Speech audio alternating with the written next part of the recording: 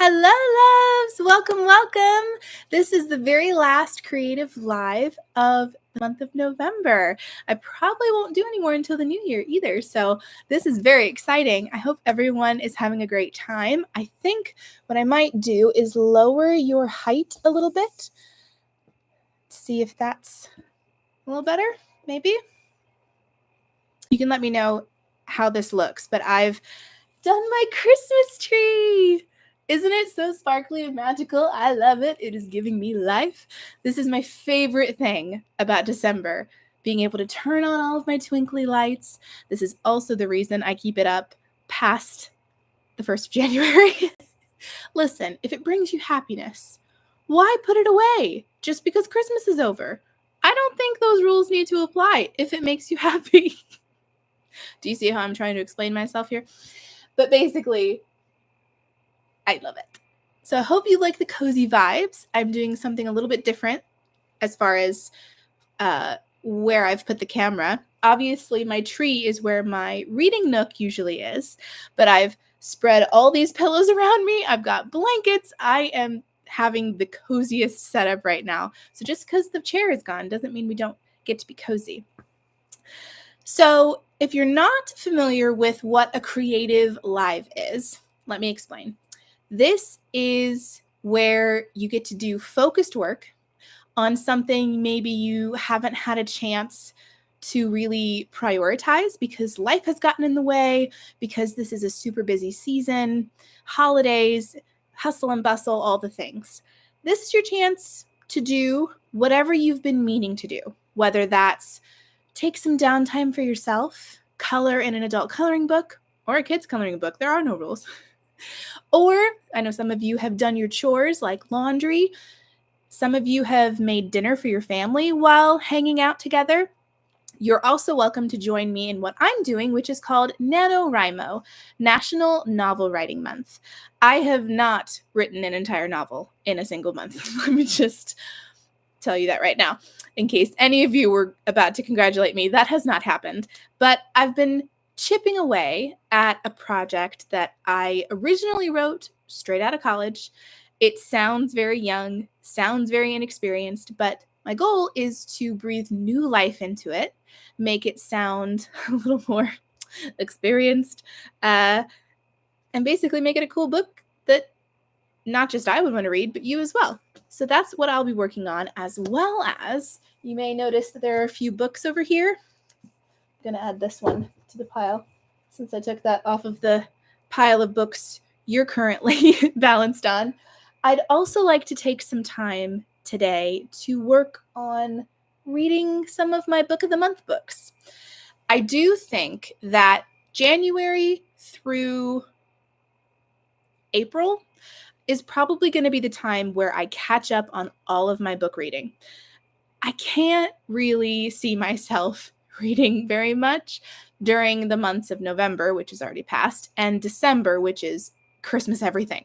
That's probably the busiest time of year for me, not just with family, but with work and all the things.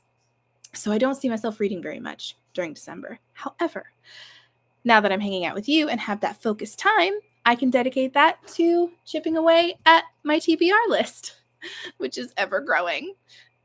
Yeah. I also may have taken advantage of Amazon's Black Friday deals and bought myself a book.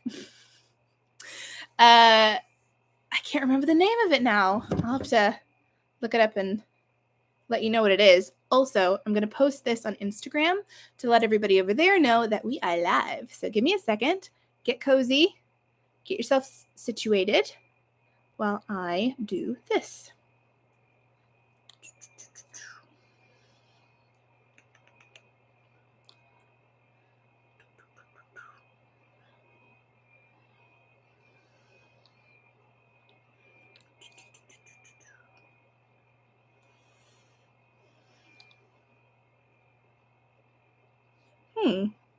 It's not telling me that I'm live. I hope you all can see me and hear me okay. Maybe let me know in the chat if this is working. Let's see. I'm trying to provide a link to my post on Instagram about this, And Instagram usually, or YouTube usually says, hey, you're live. But it's not, which means I can't provide a link. It's very distressing. Yeah. Oh, man. Well, I can just provide a link to my channel, and we'll do it that way. Oh, no, here it is. I found it. All is good. Add link.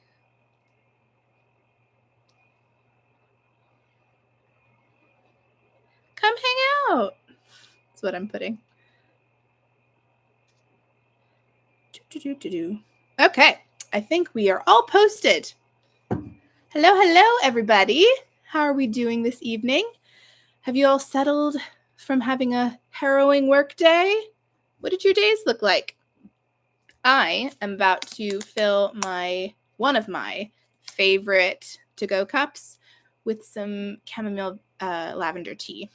This is my friend's to-go cup. It has all of the quintessential Friends things. It says, pivot. This is all a moo point. How you doing? Unagi. Let's play bamboozle. I got off the plane. Do you want to hear a fun fact? I have never, ever, in the many times I've watched and rewatched Friends, watched the very last episode all the way through. Not once. I can't do it. It's too hard to say goodbye. It's like that Hamilton song. Teach me how to say goodbye. No, I don't want to be taught. It's too hard. No. My heart can't take it. I also didn't think about this, but I need a place to put my tea bags. Oh, I have a thing. Yes. I can put them in here.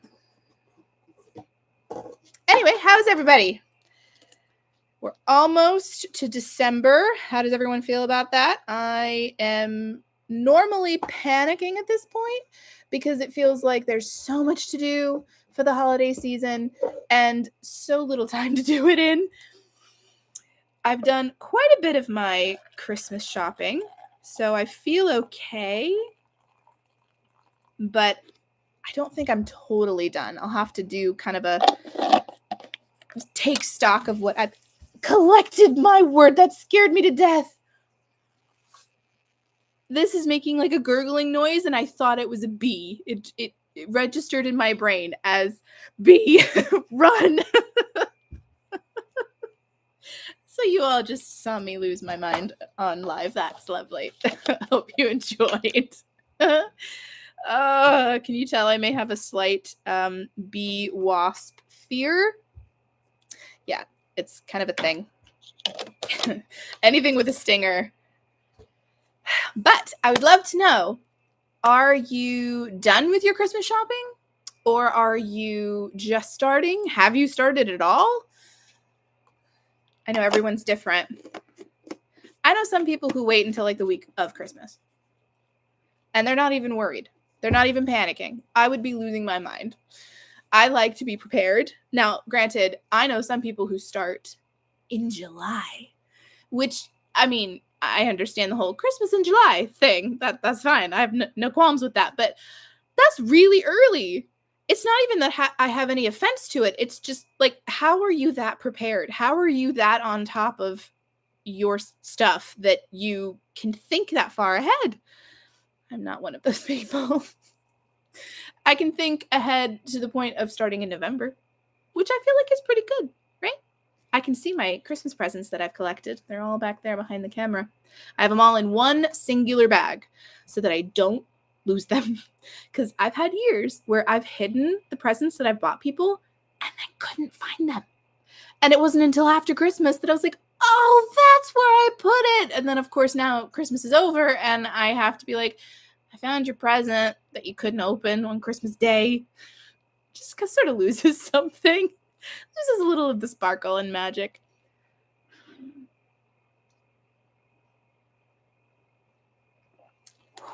Num. Love my tea.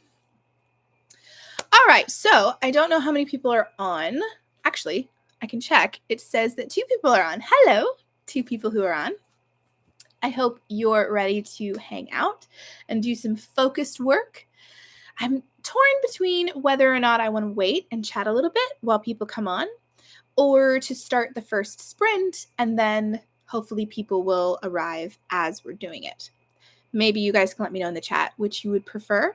If you have any questions you'd like to ask me, you're more than welcome to ask.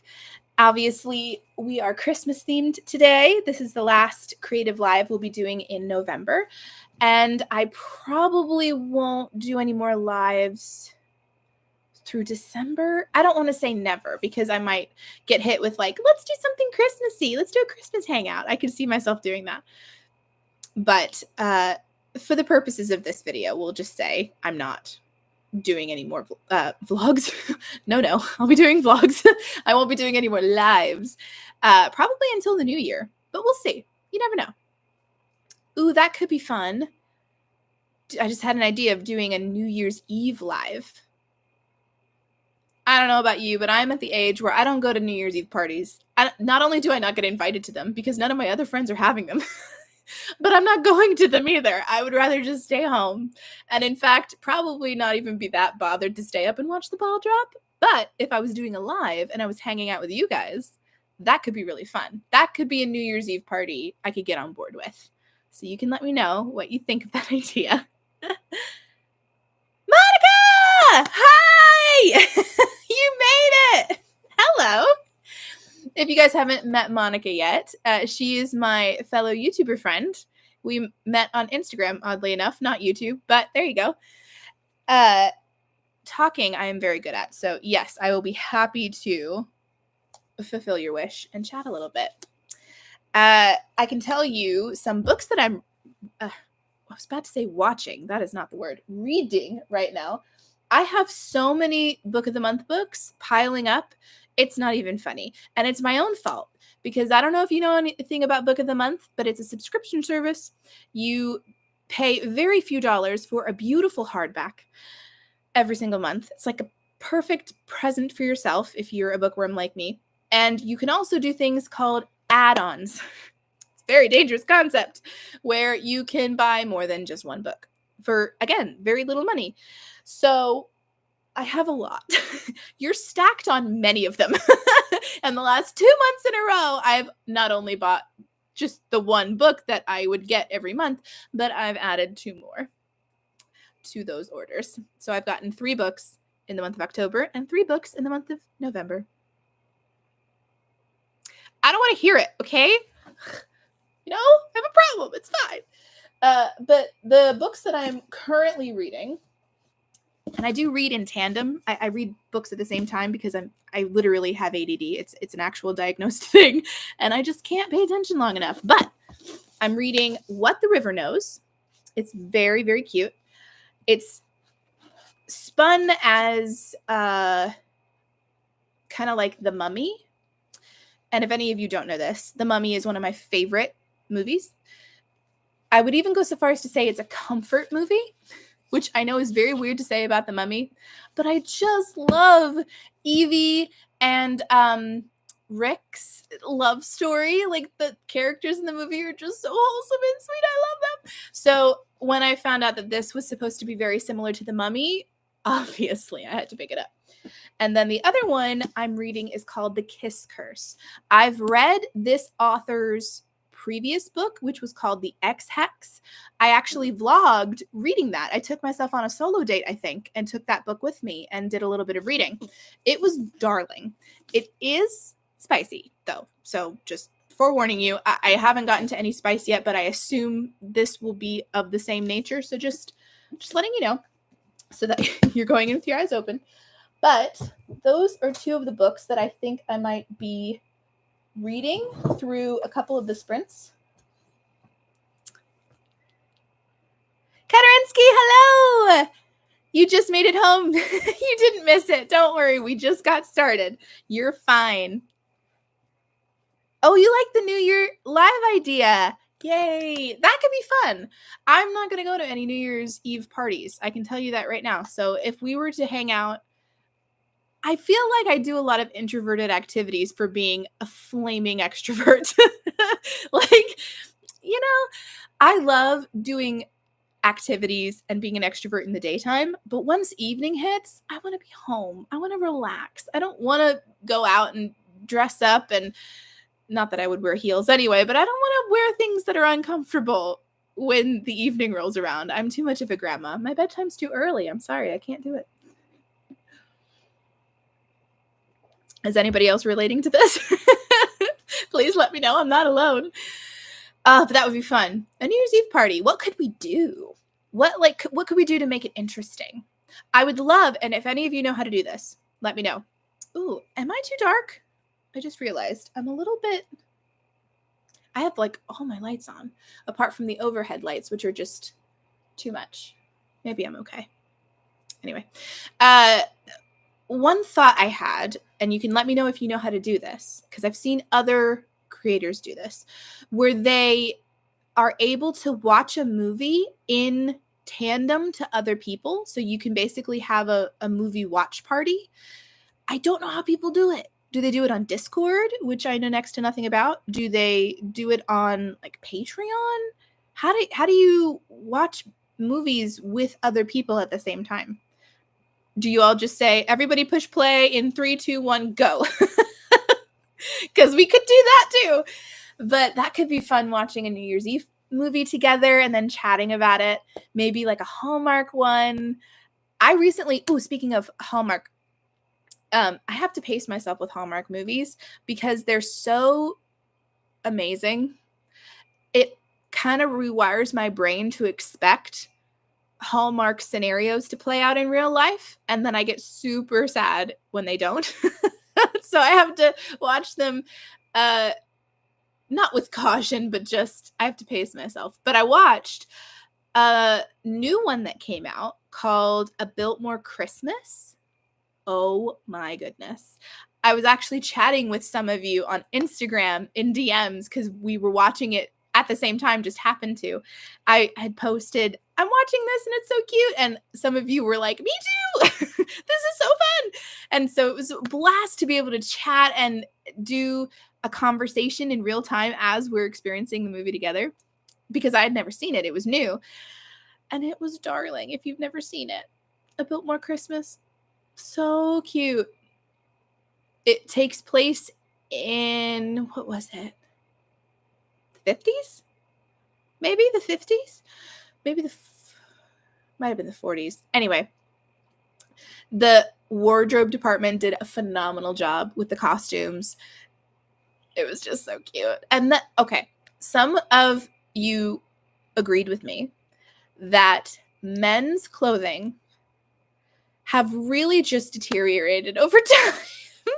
Like, the pinnacle of men's fashion was like Victorian times with the suspenders and the floaty shirts and like the, form-fitting trousers, all the way to like the 50s where they had these like really, the coats are like fitted and almost broad-shouldered. So like even take bomber jackets, for example. The fit of them really suits a guy's frame. Even if the guy is scrawny underneath, you'd never know because it has sort of that shoulder action going on and then the tapered waist. Oh, men's fashion looks so good in those time periods. And what do we have now? Cargo pants with too many pockets that they're never going to use. I think somebody goofed. Somebody in fashion goofed. Oh, dear. I'm trying to get comfortable here. Readjust my long legs. I am a tall girl, if any of you didn't know. And driving long distances is a nightmare because I have very long legs. And usually the back seat does not have much foot room. But I have lots of foot room here, which is very nice. For anybody who hasn't seen yet, I have a friend's mug. This is just so cute. It has all of the stereotypical, like the lobster, the frame. We were on a break. Stuff. So fun. Well, we've been chatting for about 20 minutes. So I'm thinking it's about time to start our first focused sprint. I would love to know, what are you guys planning on doing for your sprints? Are you cooking, cleaning, reading, writing? What you doing? I'm curious. I'm going to be switching between writing. I have my clicky-clacky keyboard plugged in just for the occasion. I'd love to update this at some point because I don't like that it plugs in. I would love for it to be Bluetooth and smaller. I don't need this section of it. I just need this. But you get what you pay for, you know. It was what I could afford, and I'm very thankful I have it. I'm going to be switching between writing with that and reading some of these books. That's my game plan. Let's see. I got a notification. I want to make sure my post on stories on Instagram went through. It did. We're in business. Woohoo! Okay. Let's, if you all are cool with it, let's start our first sprint. Let me get my timer out. Why did I put my phone away? I needed that. The conversation I have with myself so many times a day. All right, we're going to do 20-minute sprints. This one will start the first session, first focused session, starting now.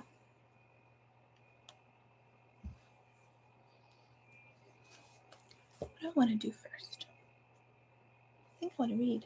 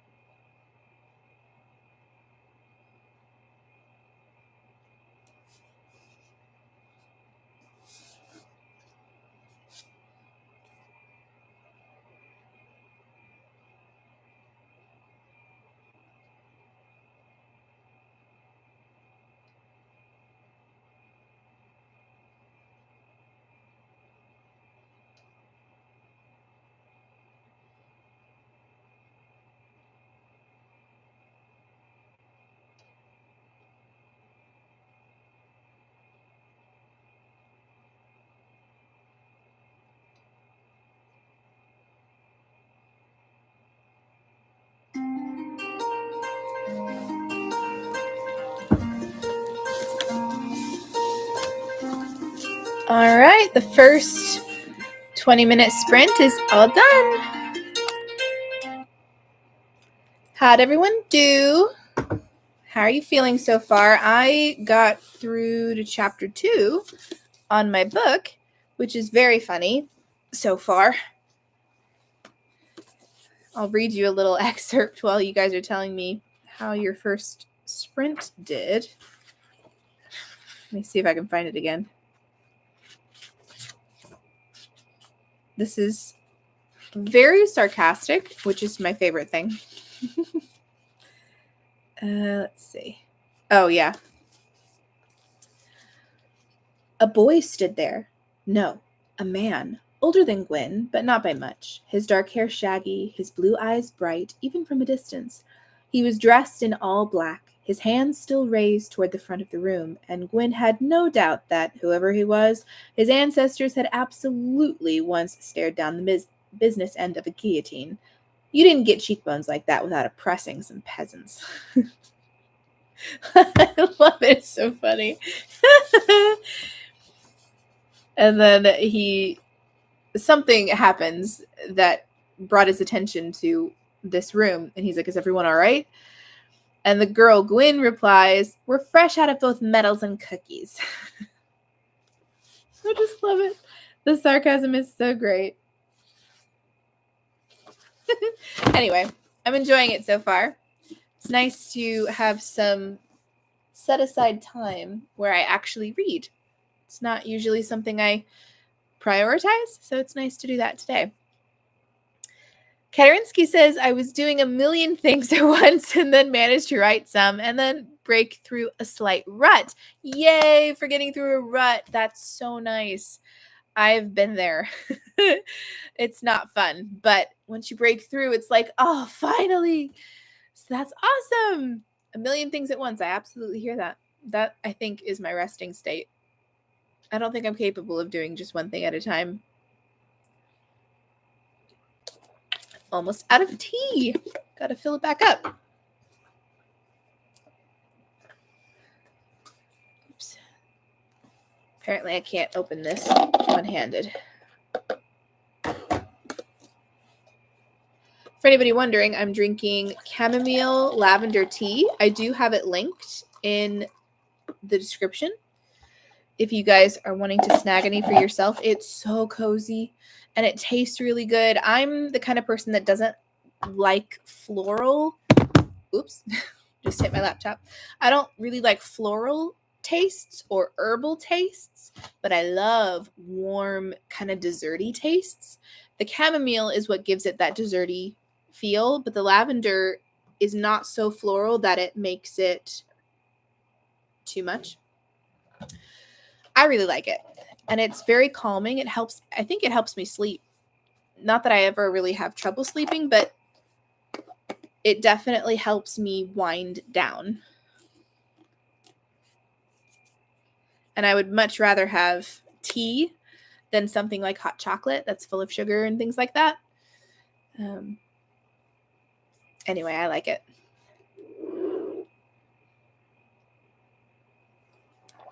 Oh, yum.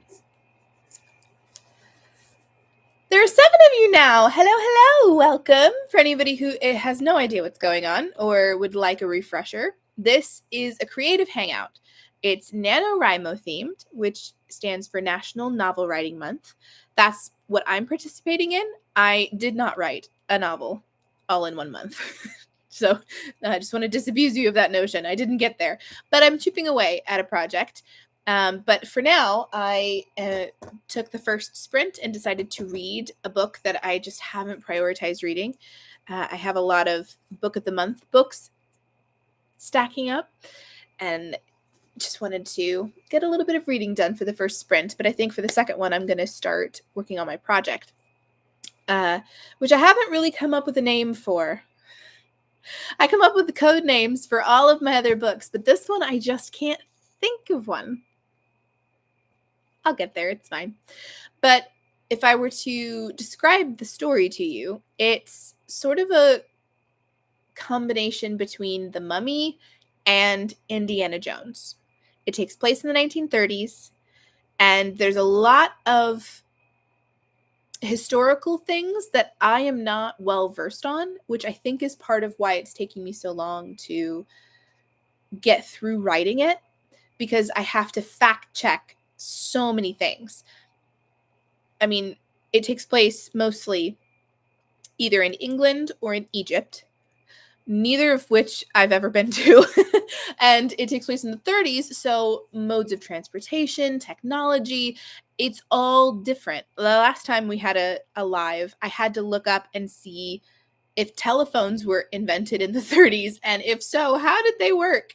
How did you make a call from England to Egypt? Like, I had to look those things up, and it's not knowledge that's just easily accessible. So that's been interesting. Plus, I'm basically line editing, which is exactly what it sounds like. I go line by line and try to better what I wrote previously. Part of me wonders if I should just start over. Like, I know the basic storyline, but it just feels like a waste to not. It feels like a waste to disregard everything I've already written instead of just take what I've written and make it better, which is why I'm doing the line editing. It's a lot. I hope I haven't bored any of you with that very long explanation, but that's mostly what I've been working on for all of our creative lives. And it's fun. It's very different. A lot of the historical accuracy is what's holding me back, but luckily, I really love all things to do with Egyptian mythology. I don't believe in any of it, but from a historical standpoint, I find it fascinating. I mean, I would love to visit a tomb with all of the hieroglyphs painted. I would love to see the pyramids. I would love to explore Egypt. I think it, in a lot of ways, feels like time has stood still there. And especially with a lot of the historical places. So that's kind of a bucket list, very, very, very far away. If I could and I knew I could do it safely, I'd visit Egypt. That'd be fun. Excuse me. I could tax it under research. Book research. It's totally a write-off for taxes, right?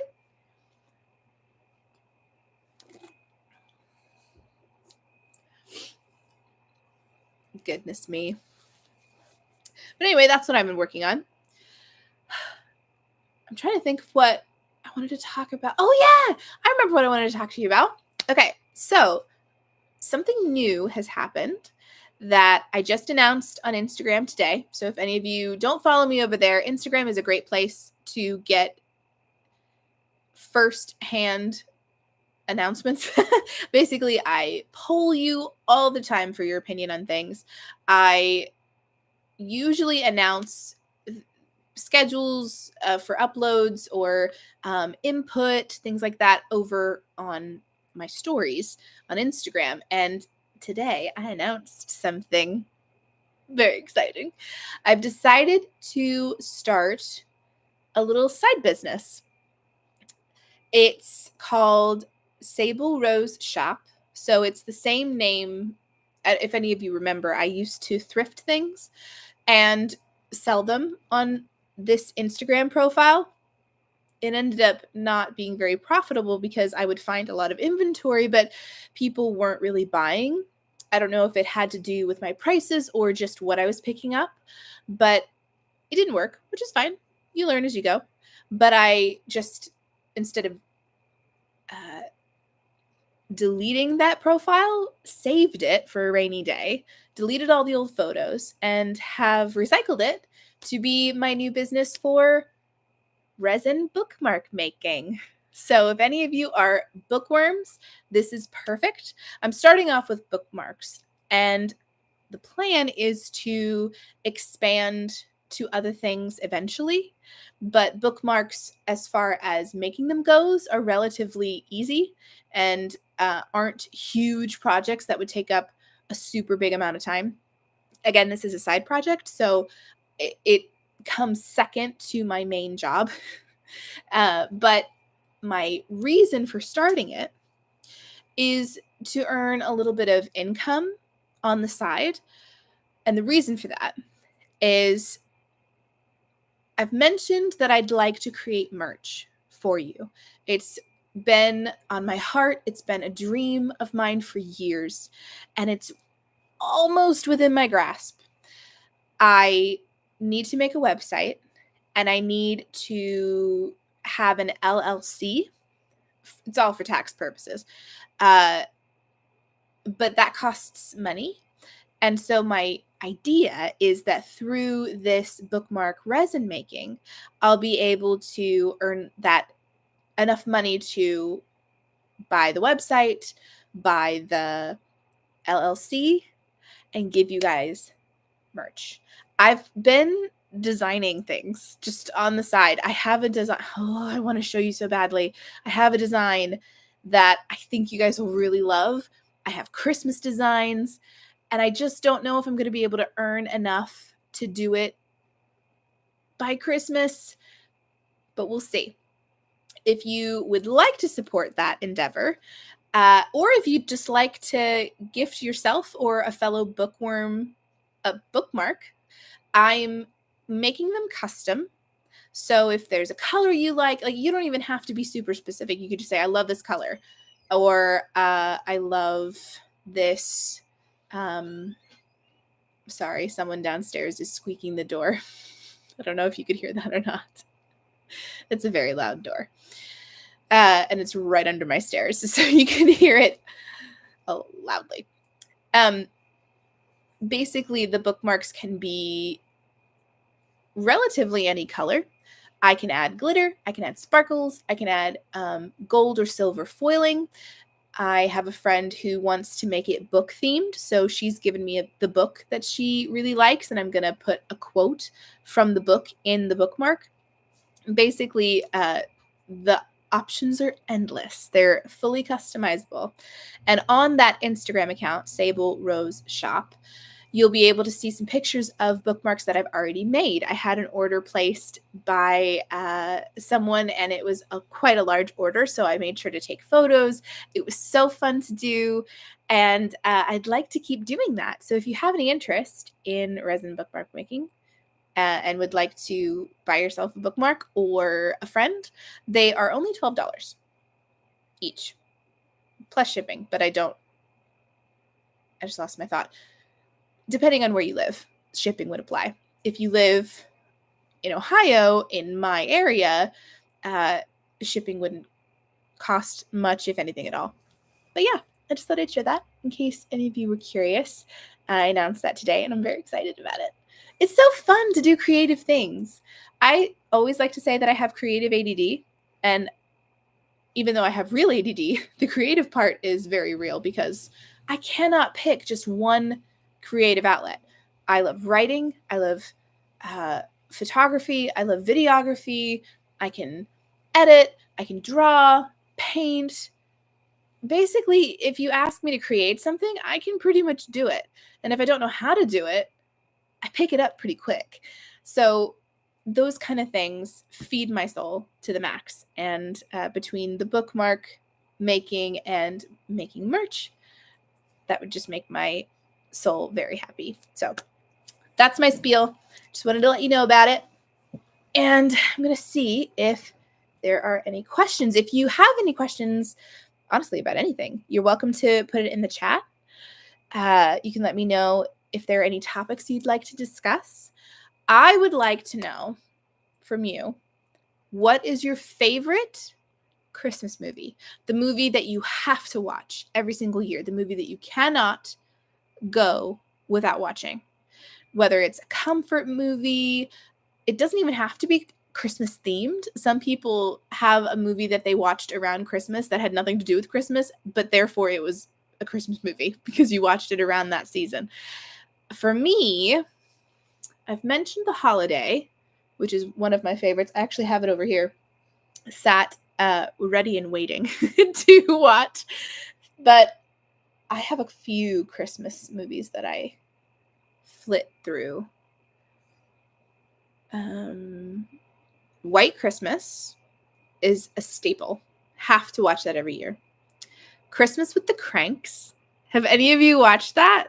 It's actually based on a book, which I didn't realize until I saw this book. I don't know where I found it. Was it Goodwill or maybe $1 Book Swap? It's called Skipping Christmas. That's the book.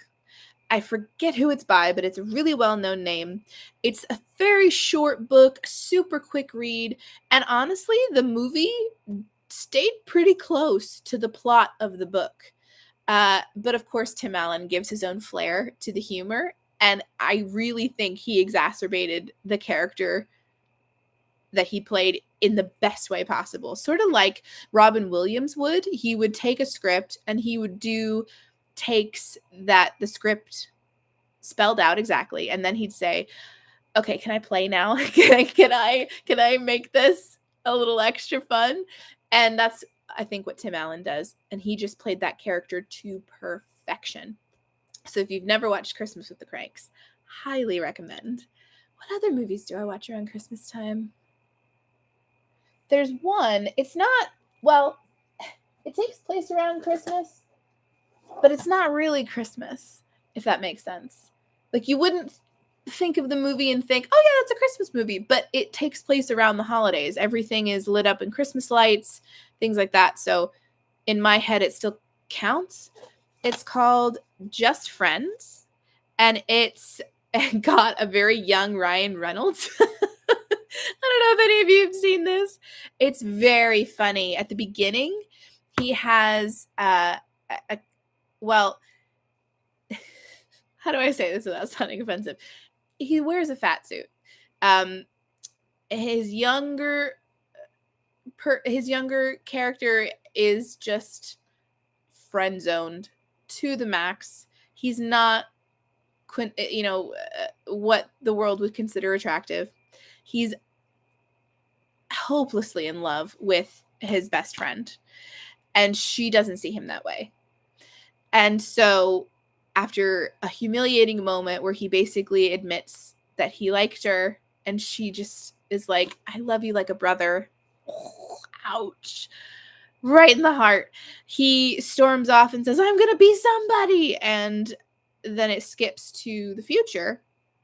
And he is much more fit. He has become really successful. And the more I'm talking about it, the more I'm remembering that this is sort of inappropriate. It's been years since I watched it. And then as I was explaining it, more of the movie kept popping into my head. Yeah, there's some inappropriate parts of this that I totally forgot until just now. So maybe watch with caution, and definitely not with children. I sort of forgot that was part of it. Sorry, guys. I feel like I shouldn't recommend it to you now because, anyway. If it didn't have those things in it, it'd be perfect. It'd be so fun. But you got to take the bad with the good, I guess. And then this movie does not have anything to do with Christmas, but it's cozy. And it just, I don't know, it just gives me the same feelings as a Christmas movie. And that is Howl's Moving Castle. Have any of you watched this? It's so good. It's Studio Ghibli. And if any of you didn't know, Christian Bale, a very young American accented Christian Bale, voices Howl. I don't know who voices her, if I know her, but they do an incredible job. It's so cute. And I have never grown up watching Studio Ghibli, not once, but I loved this. So I plan on watching that through the month of December. And then I was gifted this for free by a coworker, and it's Hallmark, called Murder, She Baked. So like a take on Murder, She Wrote, but Murder, She Baked. This sounds so fun. It has Alison Sweeney and Cameron Matheson. It says a plum pudding mystery, a peach cobbler mystery, and a deadly recipe. Oh, so there are Are there 3? Because it says collection. I'm just discovering this. Oh, yeah. There's 3 of them. Murder, She Baked, a plum pudding mystery. When a murder takes place at the local Christmas tree carnival, it seems there are quite a few suspects. With 12 days of Christmas ticking away, Hannah's running out of time to nab a murderous Scrooge who doesn't want her to see the new year. And then there's Murder, She Baked, a peach cobbler mystery. With the cookie jar, Hannah Swenson has a mouth-watering monopoly on the bakery business of Lake Eden, Minnesota. But when a rival store opens and one of the owners is found shot to death, Hannah is determined to prove that she wasn't the only one who had an axe to grind with the Quinn sisters. Murder, She Baked, a deadly recipe, says bakery owner Hannah Swenson just can't keep her hands out of the batter when murder stirs things up in Lake Eden, Minnesota, leaving the sheriff dead, a deputy accused, and a killer on the loose. So I think the only one that's Christmas themed is a plum pudding mystery. But I feel like murder mysteries are acceptable all the year round. So I plan on watching this in the month of December. Anyway. All right. No one feels like chatting in the chat box today, which is totally fine. You don't have to. Sorry, I got a notification on Instagram. Just wanted to make sure it wasn't about the live, but I think we're good. If you guys are ready, we can start the second sprint. You can let me know in the comments. I'm going to sip some tea before it gets cold. That's my problem. I talk too long and then my tea gets cold. Are you the kind of person that drinks your tea or your hot beverage in general, and then you either, I think you're either one or two people, you drink it all in one sitting, or you have to heat it up 10 million times in the microwave because you keep forgetting about it, or you keep getting distracted, or you walk away for too long and you're like, oh man, it's cold. I am the latter. Also trying really hard not to spill this all over my computer. That would be so sad. I would cry on camera. Would not be a fun time.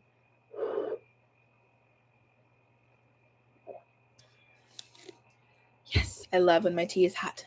Feels so good. Warms me up from the inside out. Anyway, did I, for anybody who just hopped on, what do you think of my tree? It's full of mostly, I think 90% thrifted ornaments. I found a lot of these at Goodwill, at a local thrift shop here in town, and then the ones that, like that big one up there, can you see that? Yeah, you can see it. Right there. That one is from a thrift shop in Tip City. And then there are a few that I've been gifted, like this one.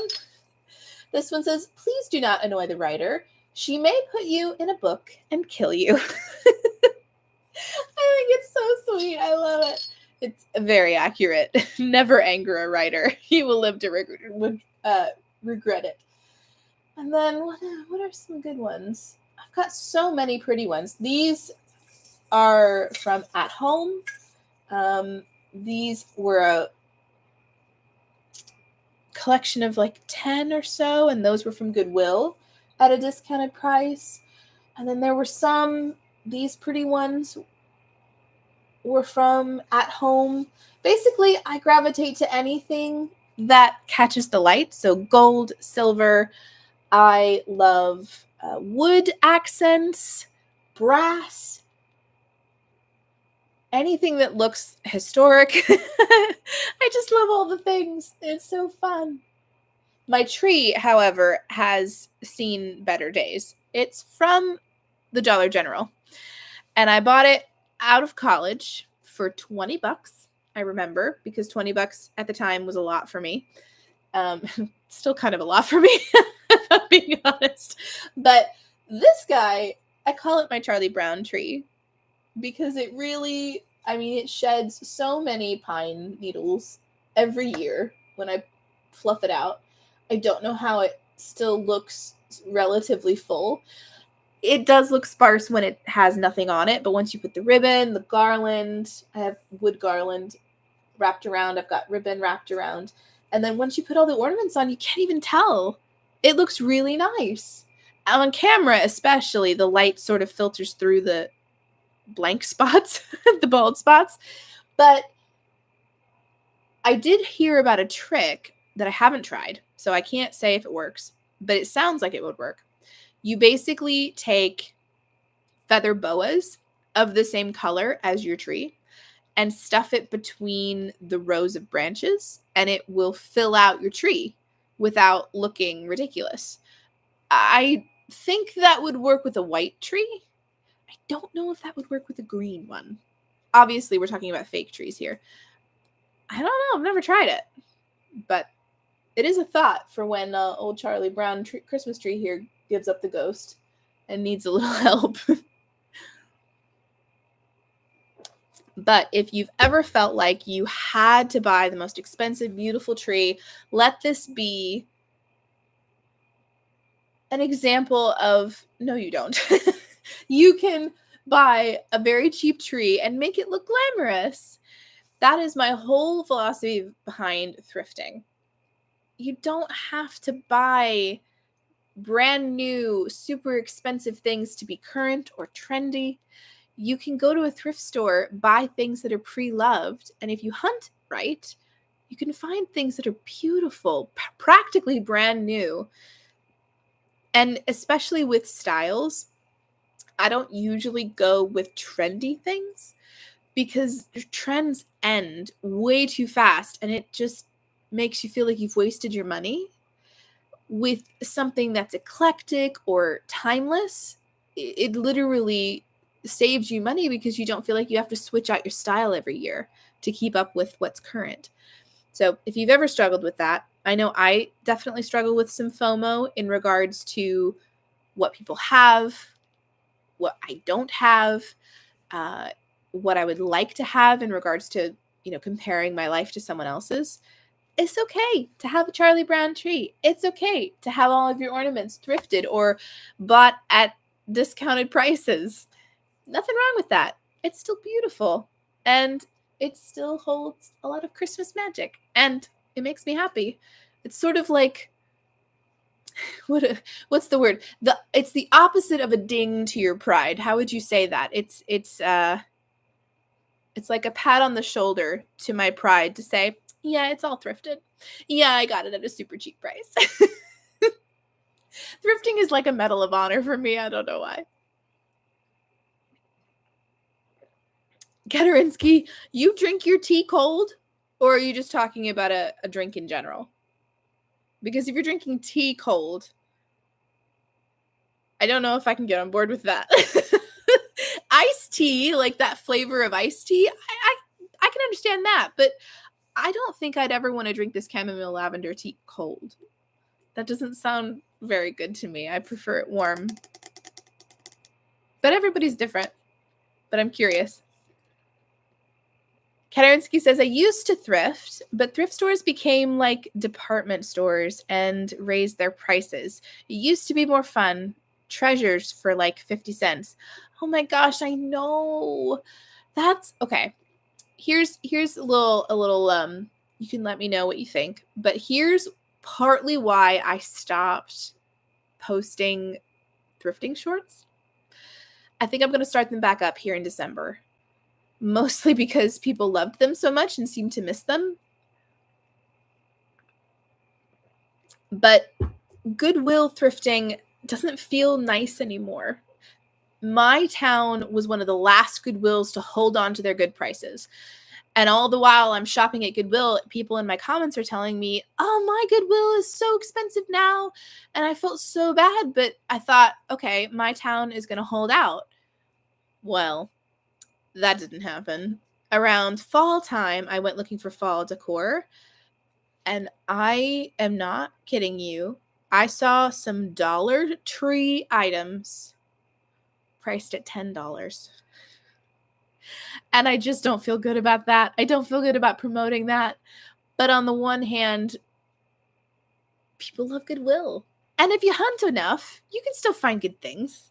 So maybe instead of thinking of it as a negative, it just means I've leveled up.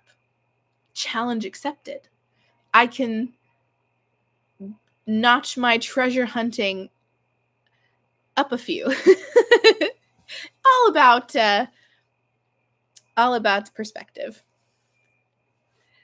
Caroline says, hi, Cassandra, just popping in to say your tree is beautiful. I love your cozy corner. Thank you. I appreciate it. I'm glad you like my tree. We were just talking about how Charlie Brown it is in real life, but on camera, it's very forgiving. But I really love it. It brings me joy. It's all twinkly and magical and just lights up this corner. Glad you could make it. Whether or not you're staying for the whole hangout, I'm glad you were able to pop in. Means a lot to me that you're here. Oh, Katarinsky, you didn't mean drinking your tea cold. You just mean you don't reheat it. That's funny. Okay, I've gotten to the point where I'm like, man, there's not that much left. I'll just drink it.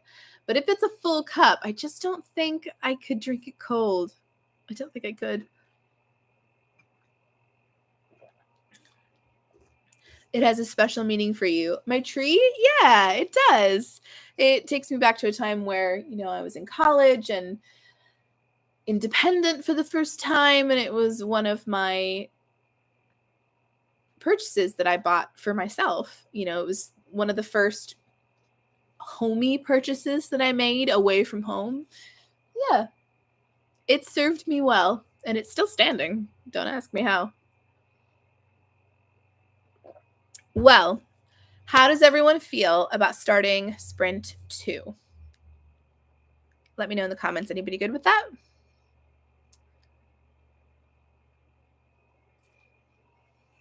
I'm going to check Instagram. See if anybody's asked anything. Oh my goodness, Monica. Monica, thank you for sharing that we're live. I could have been making a better face than the one you screenshot, but that's okay. Oh, are you editing your vlog? If you guys don't know, Monica has a vlogging channel and it's pretty cute. She does things like makeup and home decor and shopping videos. If you look up Monicana, like Monica and Anna, but mixed together, you can check out her channel if you want to. All right, let's start this second sprint. And for anybody new and doesn't know, the sprint is just focus time for 20 minutes. You can do whatever you'd like. I'm going to be working on a book right now. I've been switching between reading books that I've just been too busy to read and working on a personal book that I'm writing myself. But you are welcome to do whatever you'd like. So let's get this timer going. 20-minute focused sprint. Everybody ready? Let's go.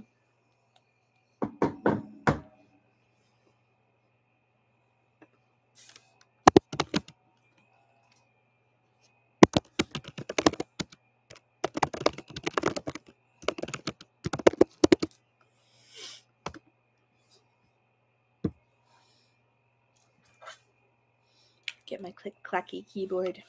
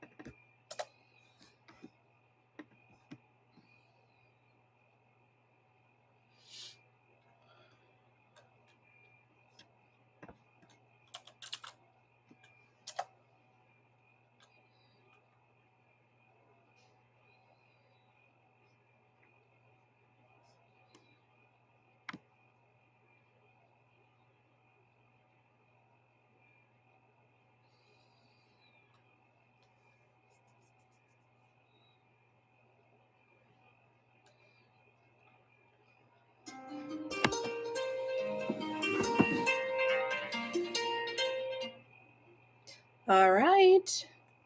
Second sprint done. I won't lie, that made me jump a little bit. I didn't realize that it was so close to being done.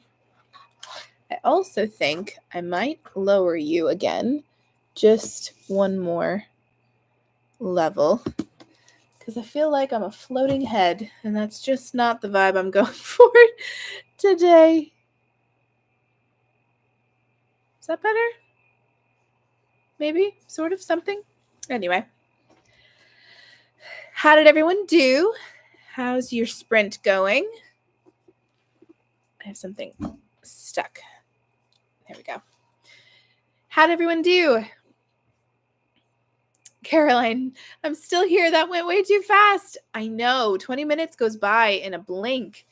I wasn't ready for it to go off. I was in mid-thought. I felt like I was getting into a groove, and I know. But it's good that the sprints are short, because I think our brains work a little bit better that way in short sprints. Really, it gives us good practice to get engaged quickly and to take breaks often. If you haven't stretched or walked around a little bit, gotten yourself a snack, something to drink, now's the time. I'm the worst at remembering to do that. I will sit in a gremlin position for hours. And then when I finally move, I wonder why everything hurts.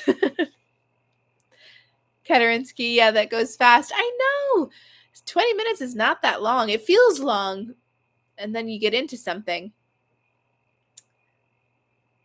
Caroline says, I'm actually planning notebooks for 2024. Are you? Do you design them? Are you selling them? What's the story? I'm curious. I have a big love for notebooks. Actually, in my vlog where I took you to the new Aldi that opened, I went to Staples as well and was looking through the notebook section. I am what I would probably call a notebook snob. It has to be so specific. I have to have a spiral binding. It has to have lines that are close together. Like the broad spacing is not okay. And it also has to fit into a purse. I'm not talking, tiny. I'm talking like, about that. Like a large purse. If it's one of those huge ones, that's too big. Very specific. Caroline says, I'm a paper freak and I'm just making my own notebooks. You make your own notebooks? That's awesome. I don't know the first thing about doing that, but that sounds so fun. I know some people decorate their planners, with stickers and things like that, customize. I know other people do bullet journaling. I've never been able to do bullet journaling. I like the idea, but I just don't have the self-discipline to stick to it. My brain is too scattered for that kind of rigidity. But that sounds amazing. Making your own notebooks. So cool. I actually saw a vendor at Vintage Market Days that I really loved that made notebooks out of old books. So they would take the covers and add them to a spiral and put notebook paper in the middle. It was so clever and cool. The things that people come up with, it's so simple. It almost makes you angry that you didn't think of it, but you're also super impressed that they thought of it. It's so cool. They're just like crafting composition notebooks. Okay, that's still really fun. I'm glad you decided to join and do that together. I don't know the first thing about making notebooks. I can just appreciate them from an aesthetic standpoint. I used to be a notebook collector, and I would just collect them but never use them because they had to be used for something that was really important. And if I messed up at all, I could no longer use them because I had ruined the notebook. Young me was very interesting. I don't feel quite the same now. I still feel like, oh man, I misspelled a word. When it just pains my heart when I've written in pen and I have to cross it out. But that's human. We're fallible. Well, I hope the sprint went well for all of you. I'm thinking we'll probably just do one more and then call it a night because I actually haven't had dinner yet and I'm a little bit hungry. It's almost 8 o'clock. So I'm thinking, unless you guys are cool with, I don't want to end this too soon, but I'm thinking probably just one more sprint. And I can't decide if I want to read my book or if I want to write. I am being pulled more toward the reading, but I really should be writing. Oh man, it's so hard to choose. But anyway, either way is fun. Well, I think I asked this before, but how has everyone's Christmas shopping been going? Have you started? Are you done? What kind of Christmas shopper are you? Do you start early and you just get done before Christmas even rolls around? Or are you the last minute shopper kind of person where you wait basically until Christmas Eve or the week of to go Christmas shopping? Or are you like me and wait until November and then you get it all done at once? I got quite a lot of my Christmas shopping done when I went with my friends, Donna and Rachel, my old coworkers. We always go every year to an outlet mall and have a girls' day shopping around. So much fun. But I got quite a few of my Christmas presents done that day. So there's very few I have left to buy. So that makes me feel very accomplished. Hi, Deb. You're here. I didn't realize. Sorry, I'm late. You're fine. We still have one more sprint to go. You're good. Deb says, I finished most of my shopping, but I have 3 people left that I'm trying to decide what to get. I think that, well, it's not so much what I think, but my old coworker, Donna, she got me into this idea. She has a drawer of stuff, just nice things that she's collected here, there, and everywhere, whether it's a candle or a little makeup kit or, just little things that she happened to see that are generically liked. She would put them in a drawer. And then if they had a Secret Santa come up or if someone gave you a gift and she didn't realize that they were going to give her a gift, she would take from her generic gift drawer, make a little gift for them, hand it off. It is the most genius thing. So I now have a random gift drawer that if I've missed anything for anybody, almost all of the people I'm buying for are women. So it's one of those things where like all of the things in the drawer are generically liked by women and makes Christmas shopping a little bit easier, if that helps you. Caroline says, I shop all year long. That's thinking ahead quite a bit, and I'm in awe of that. I feel like I'm not allowed to buy. It's because it's not that I'm not allowed to buy early on. I think that's totally fine. I just forget what I've bought people if I buy too early. And then I'll forget where I've hidden it, which is a very bad thing to happen. Come Christmas Day, you're like, where did I put it? Kenerinsky says, Christmas shopping has been pretty good because I don't have much to get. Need to buy Christmas cards, though. Are you a Christmas card person? I have never, ever, ever been a Christmas card person. When I give someone a gift, I never give them a card. But I love when I receive cards. Like the kind of cards where someone has written something really thoughtful, not just the generic, they let the quote speak for themselves and then signed their name. I'm talking about letters. Those kind of cards. I love receiving them and I never ever give them. I don't know why. I never think about it until I'm giving them the gift. I'm like, oh yeah, I didn't get them a card. Caroline says, I loved the video where you did a coffee shop crawl. Thank you. That was a really good video. That was with my friend Augusta. She is a local here in my town and she and I share a very deep love for our town, obviously, because it feels very Stars Hollow. We both love Gilmore Girls, and it just felt like the very natural thing to film something together. I actually met with her today and told her how well the video did, and she's like, well, we need to do another one. So there might be another video with Augusta in the future. I think that'd be a lot of fun. And it's really easy to film things with her. She's just so cool with whatever we do. But I'm glad you enjoyed it. Katarinsky says, I really love pretty cards. They are so pretty. I don't know. Is it wrong of me to feel like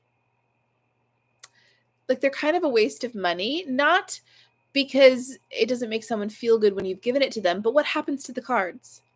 They don't get reused. They get stuck in a drawer, forgotten about. For instance, my grandma, she had an entire, I don't even think it was a drawer. I think it was bigger than that. Maybe even a box full of every card someone had given her.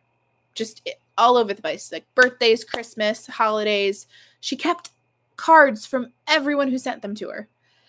And she never looked through them. She never reread them. She just kept them. And I don't know if I feel like I can justify spending money on something that someone's just going to stuff in a drawer. If I'm buying them a candle, they'll use it. If I'm buying them a mug, they'll use it. If I'm buying them a card, they're not going to use it. It might sit on their mantle for a hot second or on their fridge. But beyond that, that's why I don't buy cards. But I don't knock anybody who likes to buy cards. I think they're beautiful. And I think some of them are just so stunning. Deb says, I'm sending my cards into Cards by Archive that will turn it into a book. Really? I have to get a couple, but it's better than them sitting around. I never knew this existed. Cards by Archive. So you just take all of your cards and have it turned into a book. That's genius. I love that idea.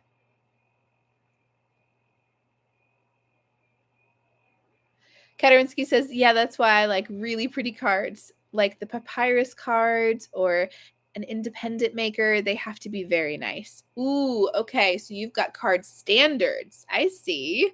Very nice. I find that cards made from small businesses are often, not that they're prettier, but that they just are more unique.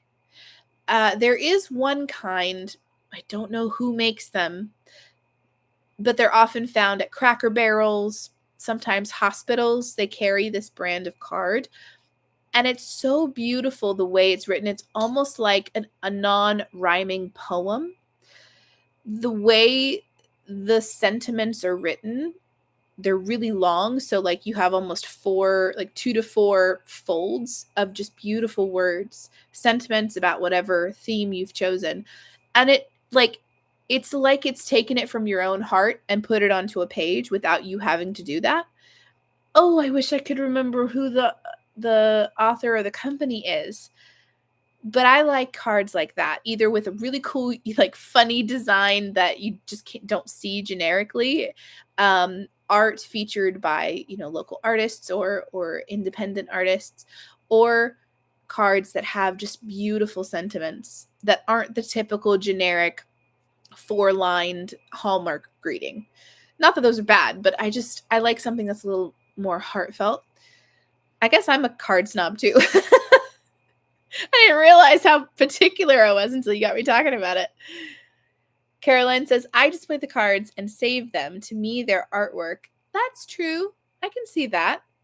I actually saw a YouTuber do something really cool where she bought a short ladder, like a short wooden ladder, and then she hung she hole punched the corners and wrapped a little ribbon around them like you would an ornament, and then she hung them on or tied them on her ladder. So every time she passed by, they were just displayed really prettily. It almost looked like a piece of art. It's very cool. Cards can tell a story of family through the years, how they grow, where they move to. Yeah, I agree. I just don't think that, at least not for us, we weren't the kind of family that kept cards out a lot. So we would keep them out maybe a week and then they would go into a drawer. to be forgotten. But if you're the kind of person who will display them for a good long time, it's really cool. I've kept a few letters over the years. I recently had to go through a box. You know those boxes that you've stuffed things in for years because you just don't want to deal with them. Usually it's stuff from like high school, boxes of papers or exams or like stuff research papers that you're so proud of because you did it, and then 10 years later you're like, why? Why do I still own these? Why are they not incinerated by now? I found so many notes from people in high school or junior high, little just dumb notes. And I'm like, why did I keep these? Why? Why do I have all these Valentines from my gal pals back then? Like, why did I keep them? I don't talk to any of them anymore. Oh, it's just funny. Anyway, are you the kind of people that take Christmas pictures for cards? We've never been that kind of family. I don't think we ever took pictures and then put them on a family Christmas card. But I know some people, they are very serious about their Christmas cards and the photos they take. Actually, speaking of that, dredging up a core memory. After college, one of my first jobs I got was at JCPenney, their photo studio. I was hired seasonally and was trained to take studio portraits. And the most business we got was around Christmas. Mostly the holidays. Like Easter was fairly busy. Halloween, we had some fun families come in. I remember this one family, they dressed up like zombies. The little girl even had like a bloody half decapitated teddy bear. Like it was just, they went all out and it was so fun to photograph them. I think I was alone. Like you really worked. There were very few people at the same time if you weren't busy. So I was one of the few people that were there all by myself, and it was so fun. But when Christmas rolled around, everyone got their photos for their Christmas cards, and they were serious about it. I can't tell you how many families we had where there were like, oh my word, I don't even know how many people. I don't know how we fit them in. Like 20 people came to have one picture taken. And we had no photoshopping abilities, okay? So let's just say there are 10 people in the room, and 4 of them are children. The rest are adults. Do you know how hard it is to get everyone to look at the camera at the same time? Nobody blink. Everybody smile. Get the kids to look at the camera. Have the moms not be looking at the kid, trying to tell them to look at the camera. Like, it was just a hot mess, and I don't miss that job at all. Like, the taking of the pictures was fun, but the chaos of it was not. Whew. It was a good experience, though, as is every job. Deb says, my mom gets a family photo at any point she can and then sends that. So could be a selfie at the dinner table. That makes me laugh so much. All I can picture is like a mom with a selfie stick.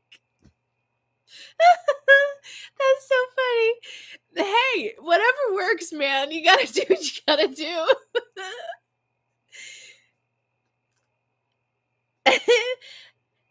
Oh, hello. I'm so glad you made it. Hi, Cassie. I just got home from work, but wanted to wish you a nice night. I hope the hangout is going well. Hello. Glad you're here. Thanks so much for stopping by. Yeah, it's going well. We're just chatting about Christmas cards. And there's apparently a great division between people who do them and people who do not do them. We were never a family who really did them, as far as I'm aware. I think we sent out letters, but we didn't take photos. But I was just finishing talking about having a job at JCPenney photo studio, and Christmas was our busiest time. I mean, hectic. And we were all either high schoolers or fresh out of college. We were all young babies, not knowing what we were doing. And I don't think there was always a manager on site either. They just sort of trusted we had it. Yeah.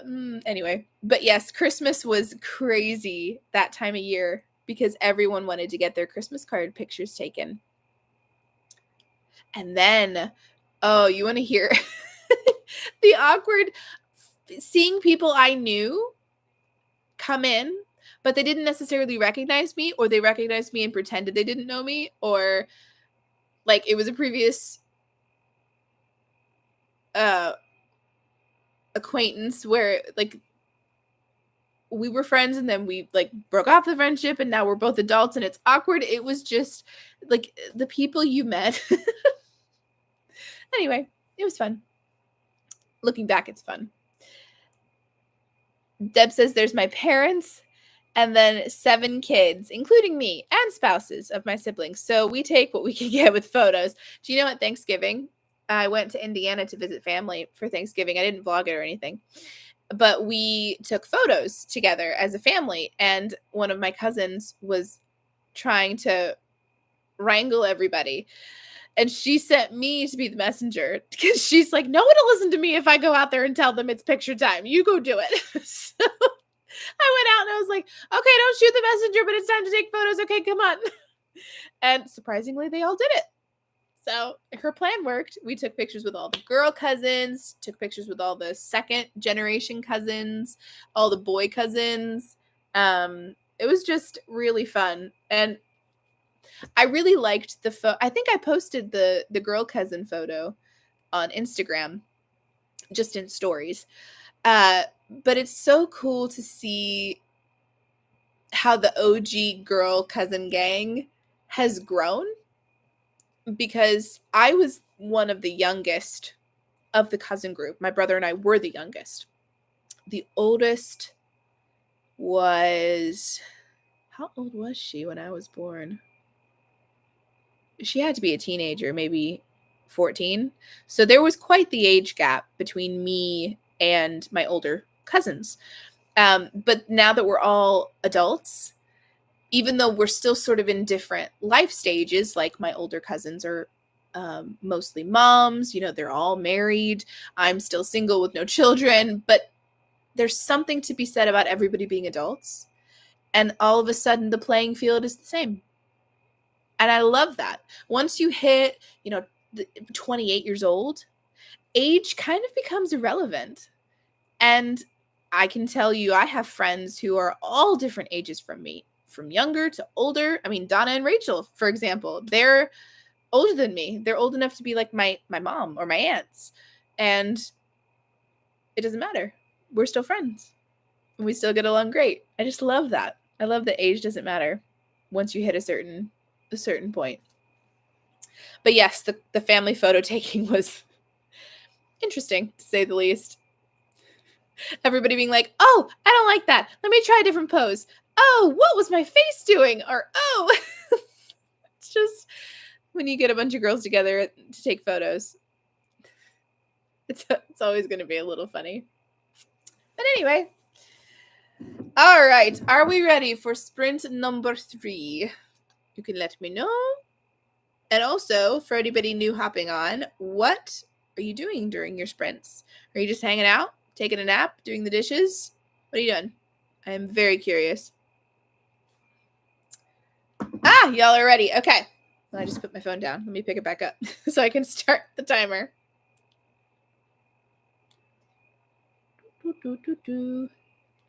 Doing alterations, Deb says. Ooh. Okay. Well, the last time you were doing, I know this isn't right, but you were doing something like, what is it called? Like you're doing the thing before the thing, it's a sewing term that I'm totally blanking on. Mock-ups? Tech flats! That was it.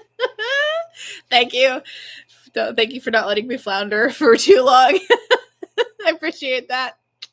Thanks a lot. Yes, tech flats. Okay, so is this the same project or is this something different? Very curious. And I also don't know if you're posting any of these, like in the process projects, but I would love to see some of your finished products. I've seen some on your Instagram, but it makes me so curious to be like, okay, well, if you're doing alterations, what's the outfit? It sounds so cool. Anyway, all right, are we ready for 20 minutes to do focused sprints? Words are really hard right now. I think it's getting late, and I'm needing food. It's 2 bridesmaids dresses. Ooh, I bet that's pretty. Oh my goodness. I really want to go on a tangent about what kind of bridesmaids dresses I want someday, but I think I'm going to wait for that until after the 20-minute sprint. So don't even forget. I want to talk about wedding stuff and bridesmaids dresses. Even though there is no wedding planned. There's no guy to wed, but girls got to plan ahead, All right. 20-minute sprint starting now.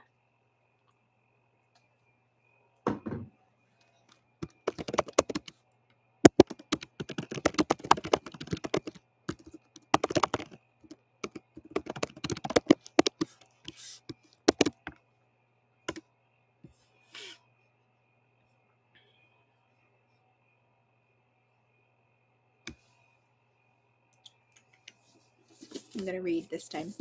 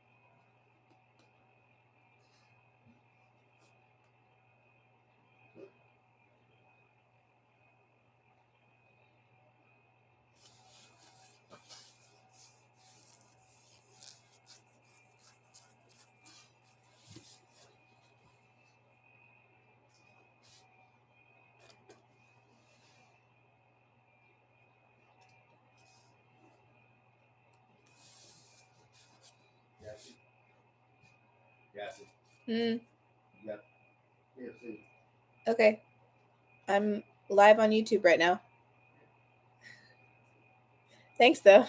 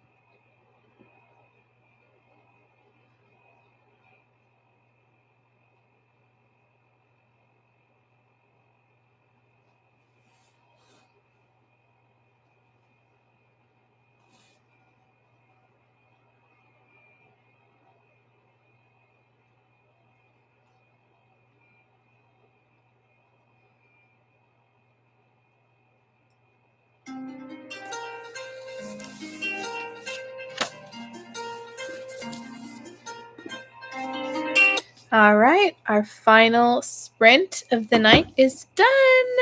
How'd everyone do? How do you feel? I nearly finished the 3rd chapter. So I'm getting some reading done. Feeling good about that.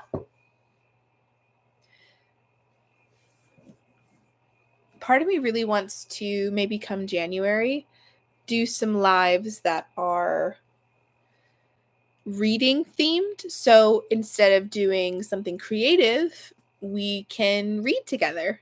Maybe we can even do our own little book club. Pick a book. I'll have you guys vote on a book and we read it in January. I don't know. Just ideas. But I think it could be fun. And it would get us all reading. I don't know about you, but I have so many books I want to read, but I just don't prioritize the actual reading. I will be more inclined to watch YouTube and catch up on my favorite creators there than turn off a screen to read a book. And then by the time I'm ready to go to sleep, which is when I try to read, before bed, I'm so tired I'm falling asleep in the middle of reading. And then my book is slumped and I'm not reading anything anyway. Caroline says, finishing up and putting things away. Yay! Good job. Sounds good for 2024. Yeah, right? It sounds like a fun time. I may try a different day, though. Wednesdays, I think I'm going to start up doing my thrifting shorts, and those will be a Wednesday upload. So I might see if I could do maybe a Monday night for lives or something like that instead. You guys can let me know what days work best for you.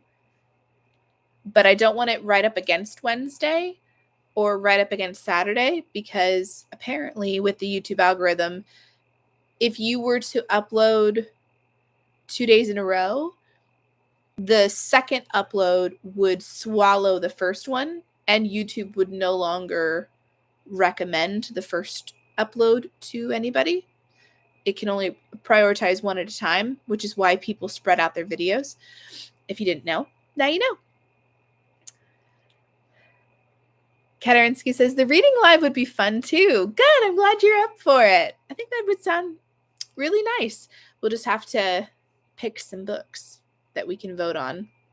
What kind of books do you all like as far as genre, tropes? Because maybe I can keep an eye out for a book that we could start the new year with that everybody could like. Deb says, I have quite a bit left, but that's okay. Oh, are you not quitting for tonight? You've still got quite a while. I think we're a different time zone because you're in Colorado. So it's not even, it's 8:30 here. So I'm assuming it's earlier in the evening for you. But good job on what you have accomplished. Great job, everybody. So proud of you for getting through this live, despite my tripping over my words, forgetting my thoughts, per usual. It's just being human, really. Usually in a vlog, I can edit those things out, but you get them live. 6:25. Yep, that's what I thought. There is a time difference. Caroline says, I'm in northeastern Wisconsin. Ooh, interesting. Wait a minute. So you're in the same... Oh, no, that's Minnesota. Never mind. I was going to say, you live in the same place this DVD takes place, but no. Just kidding. Wisconsin. Okay, wait. I know Minnesota has an accent, but does Wisconsin have an accent? Isn't it like Wisconsin or something really nasally? Am I imagining that? I feel like there's an accent that goes with Wisconsin. Caroline says, I've already had dinner. Ah, lucky. I have not. But as you probably heard, I do have dinner waiting for me downstairs. So it's there once I'm ready. I'm quite hungry, but the tea has helped fill me up, so that's good.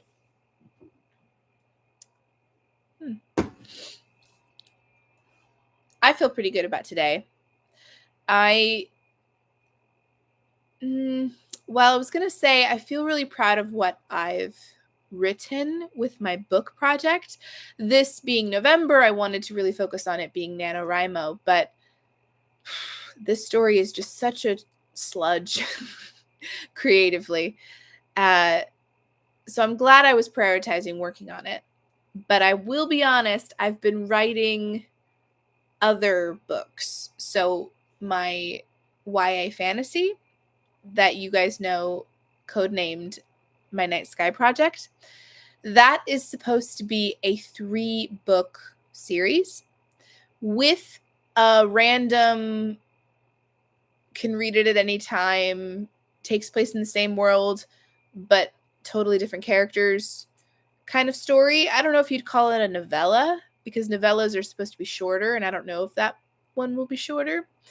But I've been working on that book, and I've been working on book 2 in my Night Sky Project series, and that's been really fun.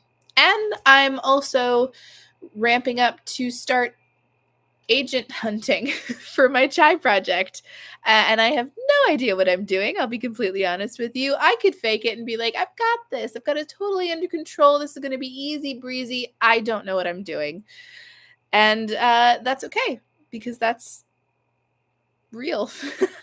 I part of me doesn't really like how some creators sort of romanticize all of the parts of struggling for things.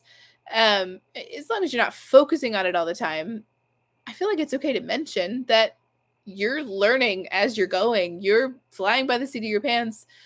And hunting for a literary agent is definitely out of my depth, something I've never tackled before, but I'm very excited to try and get my chai project on shelves. That's the dream, to get my books on shelves. And it's especially fun because all of my books take place within the same universe. You know how Marvel has all these different superheroes, and even though their stories don't cross all the time, they're happening independently throughout the same universe.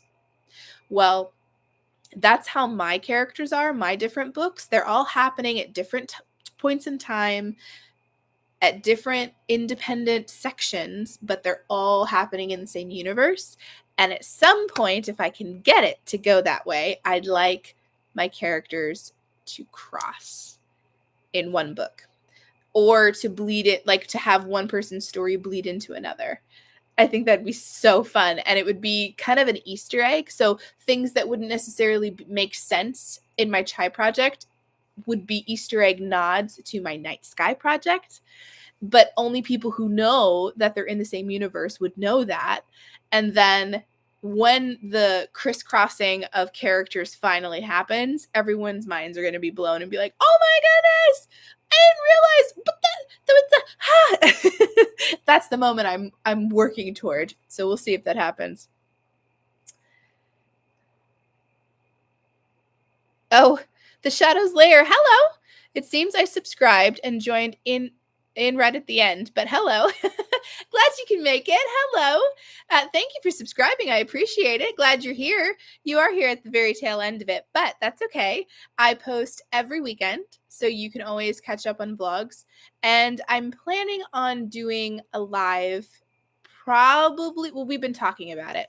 I might do a live for New Year's Eve, and maybe do some reading sprints, maybe in the new year, where we can pick a book and chat between breaks and read together. Caroline says, doesn't Amazon help, or Barnes & Noble? I assume you mean as far as publishing books. That's only if you're an independent author. So you can be an indie author and do everything on your own. That is the non-traditional way to publish your books. It also means that everything is coming out of your pocket. You are designing your front cover. And by design, I don't just mean the pretty cover. I mean measuring the dimensions of the margins in your books. Like, for instance, so not just the cover. You have to design the cover. Make sure it spans the whole thing. Make sure the spine is measured just perfectly. You have to design these pretty motifs for the chapters. You have to pick the dimensions for the margins on the sides of the pages, make sure there's enough room for the binding in the middle. You are designing everything, and it's all out of your pocket, all out of your know-how. And the reason people go indie, even though it's not financially great, is because there are no limitations on what you write. So publishing houses can change everything. If you decide to go with them, they can change your characters' names. They can tell you to change the plot. They can tell you to change the title. They decide what your cover looks like. You don't really get much of a say. But the nice thing about publishing houses and going with a literary agent is they have the connections. They have the marketing. They have the team of talented people who can do all of those extra steps that you don't have to. The problem that people don't really like is that they have full control of your narrative. So you can't necessarily, like, if there was a character name that I just wanted to keep because I knew it was the right name, they could be like, no, sorry, you signed a contract, so therefore we can change the name and you don't get a say. And that's a little scary to me. I can see the pros and cons of both, but I do think I'm going in with my eyes open. So I would be asking the questions like, what are you planning to change about my book if I were to sign with you? And if it's stuff that I don't agree with, I won't sign. If I have to go indie, I'll go indie. I'm not married to the idea of going traditional publishing, but I like the fact that they have connections. The only issue that has kind of changed with traditional publishing, going with an agent, going with a publishing house, back in the day, the publishing house was in charge of marketing. So they would promote you, they would get you interviews, they would get you a book tour, all the things. And they still do those things, but the marketing, promoting your book is now primarily your job. So they recommend you to have an audience ready and waiting if you're going to publish a book through a publishing house, because you're the one that's going to be doing a lot of the marketing anyway, a lot of the advertising. If you're an indie author, you're doing that anyway. So the balance is sort of, there's pros and cons to both. Caroline says, oh, that's way too much. I know, right? Exactly. It's a lot more involved. Amazon and Barnes & Noble don't do those things for you. They don't have a program that you can just plop your narrative into and that you'll come out with a gorgeous cover and perfectly measured margins and all the things. The Shadows Lair says, I published via Amazon when it was still CreateSpace, and it wasn't that difficult. The only thing I hated was my original novel, so you pulled it. Aw. Well, I can understand that, as you grow as a writer, we are our own worst critics when it comes to creative things. So I can understand not wanting to have that out in the world. I feel the same way about my songwriting. So if for anybody who doesn't know, I used to go to Nashville for an artist development program. I was being trained to kind of be like the next Taylor Swift, if that makes sense.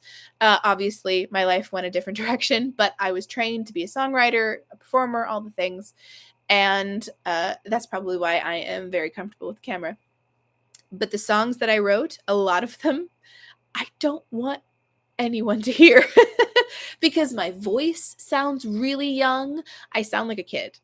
And I sing very differently now. I have perfected my style, whereas back then I was sort of experimenting and still learning. I knew how to sing. It wasn't that I was a bad singer, but as you grow, you sound more mature. Like, for instance, Taylor Swift remaking all of her albums. I prefer her new albums because I like her voice better now than I did when she was young and sounded young. So I completely understand the cringe aspect of having your old work out there. But I do think there is something to be said about us being our own creative, like our biggest critics, and that the majority of the audience don't see what we see. They don't see the mistakes or they're not wincing like, oh gosh. They're not doing that. They just see the good parts of what you've done. So hopefully that helps encourage you. Keterency says, I'm going indie. Really? Good job. That's awesome. What made you decide that? I'm curious. Shadows Layer says, I'm fully rewriting that novel. It hardly resembles the novel I originally published. Ooh, that's kind of what I'm doing with my project that I've been working on this month during the lives. I don't have a code name for it yet, but it's, if you were to cross Indiana Jones with the Mummy, that's the book. And I wrote part of it out of college. It sounds very young. It sounds very inexperienced. And I've become a far better writer now. So I'm going back and line editing everything and trying to make it a better book than it was. It has good bones. So I'm all for that. Great job on tackling that challenge. It's, at least for me, hard to separate the two. It's almost, there's part of me that appreciates the line edits because I'm not just trashing all the work I did, but there is something to be said about starting a blank page and just rewriting the story from scratch. I think I'm going to stick to the line editing aspect, but it's not an easy thing, so I commend you for trying. Emma says, it's so true. Even refinishing furniture, I'm so critical of every little thing. I see every blemish, right? Man, us creatives, we are our own worst enemies. We are so critical of our own work. But think about it. We see all of the mistakes. The average person, they don't see it. Here's another example. So I was part of a songwriting group where basically you would go, we would play songs that we were working on or had finished, but they weren't quite polished, and we would get them critiqued by the head songwriters of the group.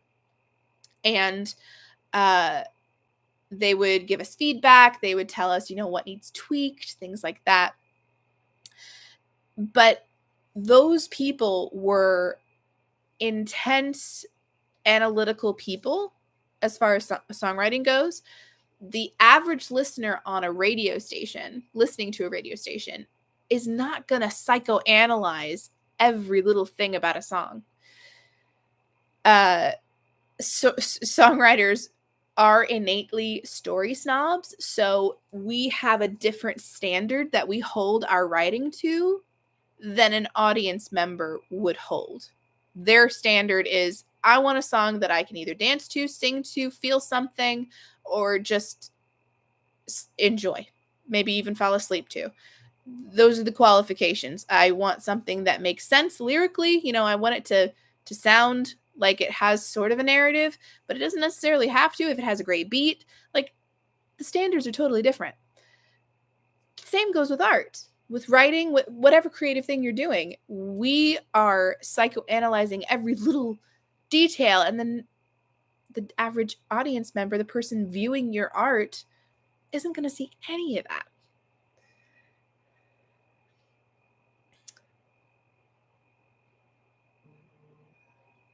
Katerinsky says, I don't really believe anyone will publish my book.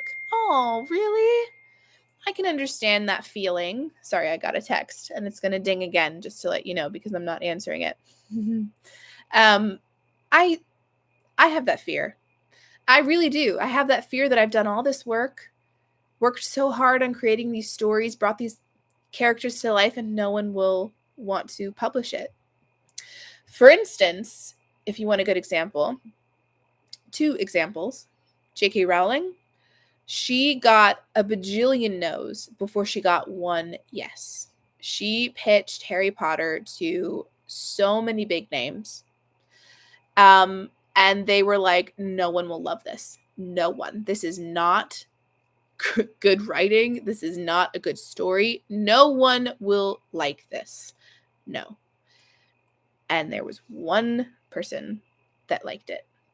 And I think I have a magazine, I don't know where it is, but it talked about her beginnings. And basically the first run of the books, like the first ones they published, I think there was only like 1,000 copies, which is not a lot. And I think she earned like $50 from that. that was her beginning. 1 million no's, 1 yes, only 1,000 books copied, or printed rather, very few sales. I don't even remember how it explained how it, snowballed. But look at it now. She's got an entire section of Disney to herself. She was a billionaire, but she gave so much of it to charity that she's only a millionaire now. And that all started with a bajillion no's. So whenever I feel really down, I think about that. And I also think about the author of The Unfortunate Side Effects of Heartbreak and Magic, which is a book I've recently read. Incredible. Loved it. She has been doing this for 15 years, I think she said. She gives a lot of her backstory on TikTok. I'm not a huge TikTok follower, but I do follow her. And 15 years of writing books and having them rejected, writing books, having them rejected. And she had one book that one person took a chance on, and it's now an option to pick in Book of the Month. It's, I think, being turned into a movie or a TV show or something. Like there are things in the works. Reese Witherspoon apparently wants to make it into something. Wow. From 15 years of no's to 1 yes, and Reese Witherspoon wanting to make it into like a TV show. That kind of imposter syndrome we feel as creatives can feel very drowning. We can kind of drown in that. But I just keep remembering the successful stories of people who had the many, many no's, but all they needed was 1 yes. That's what keeps me chasing my dreams, is that one potential yes.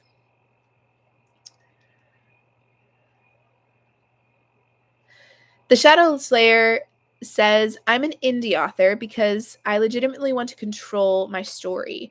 I have no desire of anyone changing it or how it goes. I will take suggestions, but being told I must is an absolute no for me. I completely understand that. I feel very protective of my characters, of the plot. Suggestions from an expert who is better in this certain field than I am, totally valid, totally worth listening to. But that is the risk you run when you traditionally publish. When you indie publish, your audience is smaller, your ability to reach more people is smaller, but you get the full control. I will say to all of you authors who are wanting to become published one way or the other, if you're going traditional, there is a contract that you have to sign. I've never signed one. I just know of it from author friends. There's a contract you have to sign that involves media, the rights to your media, whatever media might come from your book. It's a standard contract, and most people don't know that you can refuse it and have it altered. So the reason when books are turned into movies or TV shows and they go off script and it annoys all of us to death, the reason they're able to do that is because the author at the beginning of their career signed this media contract that says, I give over any rights to control the narrative of my book once it becomes a TV show or a movie. Like they cannot. So, for example, the Percy Jackson series by Rick Riordan, he had his books turned into movies. Do you remember that with Logan Lerman? He was one of the actors in it. And they completely went off script of what the book did. Like, they stuck to some things, but they went totally off book. And at the beginning, they had Rick Riordan, the author, offering suggestions, how to tweak the plot. And he on his website, he has everything listed out. The emails he sent, he has receipts. And they seemed interested at first, but then as soon as he started saying, here are the plot holes that you're going to run into if you change the plot this way, they basically shoved him out because he had signed that media release, that media contract that everybody signs because it's what you do. He could not control the narrative, which is so sad. Now they're starting a TV show, which he somehow is able to be fully on board with helping and curating. And he's proud of it. He's promoting it. If you notice, he never once promoted the movies. He's like, I have no ill will toward the actors. They did an incredible job, but I pretend that those movies don't exist because they didn't honor my story. And I feel that in my soul. So if any of you want to publish traditionally, just keep that in mind. There is, in the contract, there's a media release section that you can say no to. May take some finagling, but you might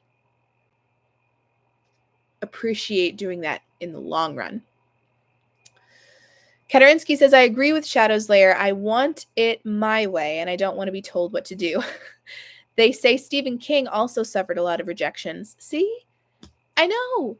It just takes one yes. And that one yes is the hope that keeps me going. I think it's very easy to have some imposter syndrome when you're surrounded by so many authors who have done well, but you're only seeing their overnight success.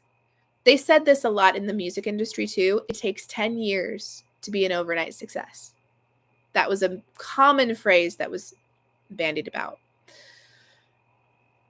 And the media doesn't see the 10 years of struggle. Maybe it's shrunk into a throwaway phrase in an interview. Like, yeah, well, we worked 10 years on this and now look. But that doesn't really sink in because they make it sound so flippant. 10 years, 20 years, however long it takes, that's a lot. That's a lot of waiting. That's a lot of rejection. That's a lot of time to lose hope. But it only takes one yes. To be fair, Taylor Swift got a lot of no's too. A lot of no's because she sounded untrained. She could not sing on pitch very well. And to be fair, she was young and your voice isn't finished developing. It hasn't settled yet. Your voice settles, I think, 2 or 3 times before it's done at the age of like 25, I think, or something like that. So even Taylor Swift had a lot of no's at first. And that's saying something because look at her now. So if you ever feel discouraged about following your dream because of the rejection you might get, because you might never make it, there are lots of ways to make it. I'm trying to think of an example. I'm talking a lot and my throat is getting... Oh, here's an example. There's a woman that was part of my songwriting group for a while. She is not a household name. You wouldn't necessarily know her music, but she makes an income, a good income, from touring, from playing at all of these different, fairgrounds, venues, things like that. She makes enough of an income to do music full time. That a lot of people wouldn't consider success because you're not a household name. You just have to define what success means to you. I want the whole kit and caboodle. I want my name in lights. I want to be a household name. Like if I had my druthers, that's what I'd want. But that doesn't necessarily mean that less than that is not successful. It just looks like a different kind of success. I hope that helps encourage you guys. Whoa, we got on a really big topic, didn't we? With all of this discussion, the fact that you all feel very similarly or have, felt stuff that I'm feeling too, I definitely want to be very open about the process of finding a literary agent, going through the publishing journey as much as I can.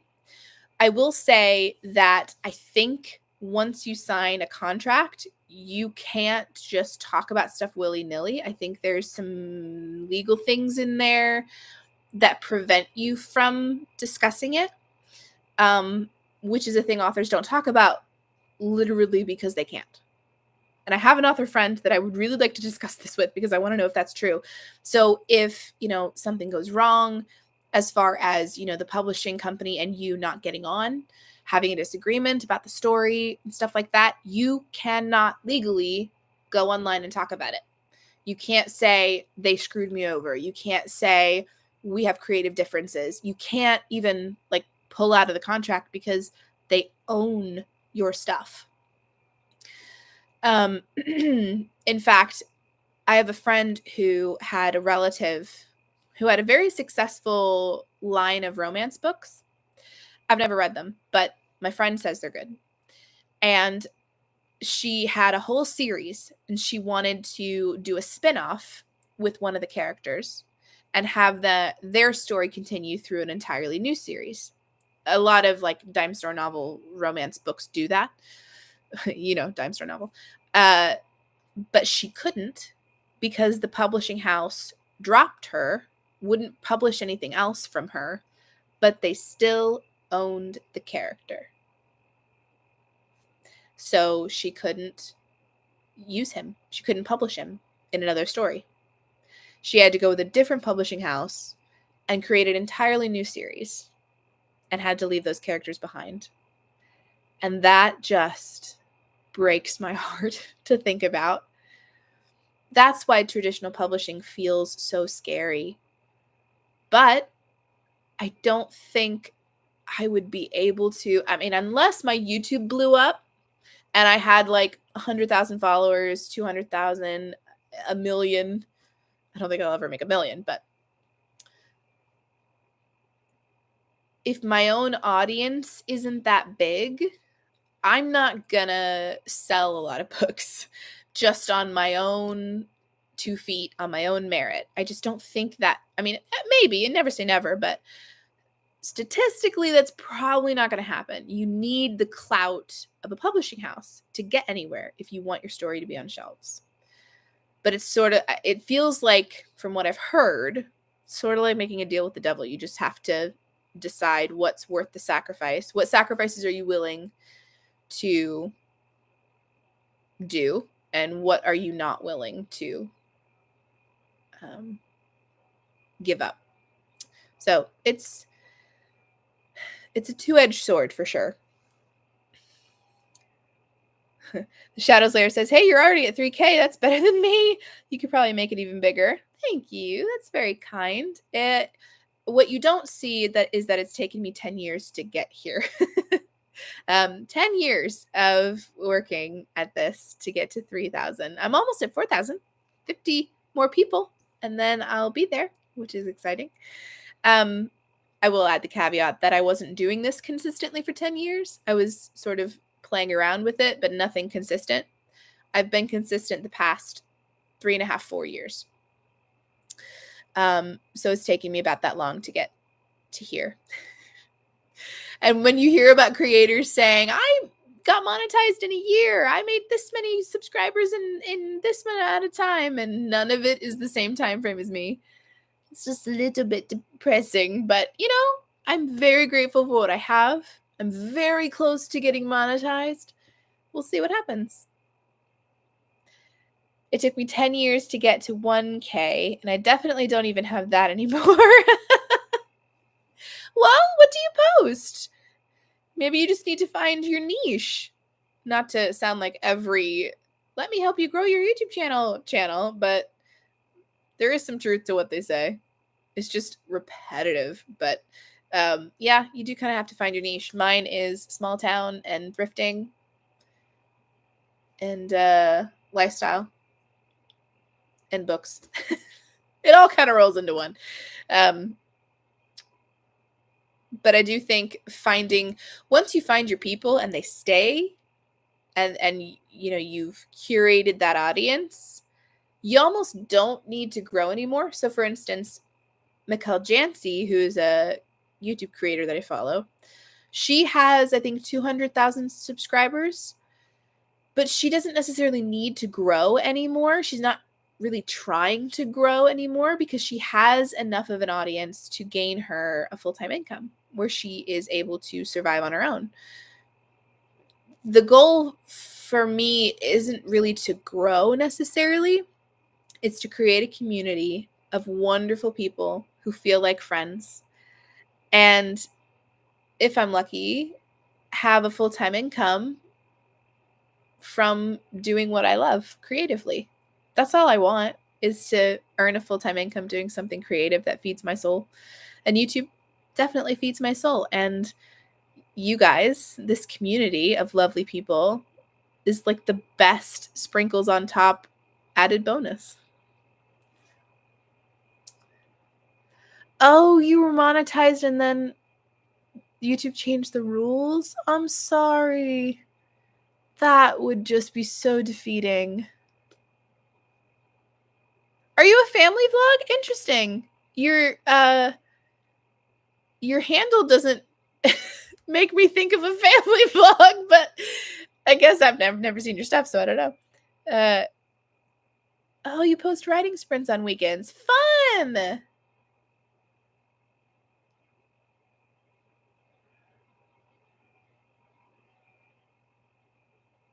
Okay. Hey, you've got to start somewhere. And if you don't start now, when? A lot of people just never start because they have to have the perfect video, the perfect channel. Listen, please don't do this, but if you were to go to the dregs of my old videos, a lot of them are unlisted now, but a few of them are up. Just for memory's sake, if you were to look at those, it's just awful. My editing, my filming, like I don't know how y'all didn't get seasick from how I vlogged. It was terrible. But you gotta start somewhere. If I waited until I was to the level I am now, to having, the kind of charisma I have with the camera, the comfortability, the editing prowess, whatever. Prowess is too big of a word, but I can't think of another one. It all comes from practice. It all comes from experience. You've got to start somewhere. And if you don't start now, when? So I hear a lot of people saying, I don't have a lot of followers, and I don't have videos that are like really incredible. I didn't either. Mine were really cringy. Young Cassie was not great. I had a lot of comfortability with the camera, but no ability to hold a camera steady. No forethought for storytelling. None of that was really on my mind. Emma says, thank you so much for sharing. You have inspired me so much that I have downloaded Instagram and am putting together a profile with all of my finished furniture. Yay, Emma! That's amazing! I'm so proud of you. That's awesome. Oh, that makes me so happy. Hey, there are so many people who love refurnished furniture. I have an old college roommate who does that on the side. And she makes, I don't know what she makes, but I assume she makes quite a good amount of money based on the products she comes up with. That's incredible. And a lot of people just like seeing a before and after. They like seeing the process, and they like not having to do the work themselves. It's like watching someone clean. It's satisfying because you're not doing it. Oh man, my old videos are not even edited. I did go back and edit a few of them with like title screens and thumbnails, but they were just me traveling, our kids growing up. But that's so fun to look back on, though. I mean, even the cringy videos that were just awful that I filmed, they have my grandma in them. And I will always hold that close to my heart. The videos were awful. They didn't provide anything for an audience except now you can just look back and laugh at me. But they have my grandma in them. And that's more important to me than having a perfectly perfected video. That's so cool. I love furniture stuff myself. Me too. It's just that I felt like the market is so saturated in things like that. I didn't think anybody would notice my creations. Okay. I have a thought on that because I feel like a lot of people feel that way. I mean, if every YouTube creator said to themselves, YouTube is too saturated, I can't offer anything new or unique, there would be no YouTube. You offer something unique just by being you, whether it's how you showcase the before and afters, the process, your particular way of storytelling, your particular style in refurbishing. That all is strictly unique to you. Yeah, there's lots of people who do it, but nobody's going to do it like you. And you'll find your stride as you go. If you do reels, which I highly suggest you do if you